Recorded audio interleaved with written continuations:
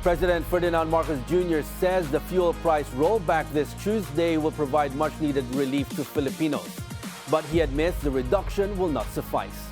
Marcos vowed that additional measures are in the pipeline to help cushion the effects of high oil prices on Filipinos.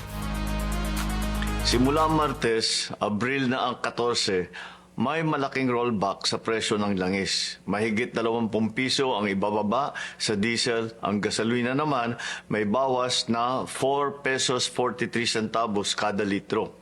Kerosene, 8 pesos 50 centavos kada litro ang ibababa. Malaking tulong ito lalo na sa ating mga driver, sa mga commuter at sa bawat pamilyang Pilipino na araw-araw naapektuhan ng mataas ng presyo ng krudo.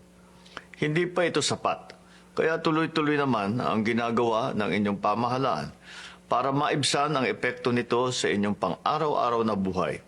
Hindi po tayo titigil hanggat hindi natin napababa ang gasto sa biyahe, sa pagkain at sa kabuuang pamumuhay ng ating mga kababayan.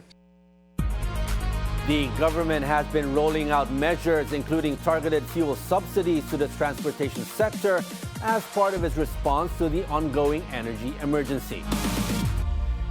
Still on PBBM, President Marcos warns against who hoard fuel but are not authorized to do so. He adds that this could endanger the hoarder's neighborhood.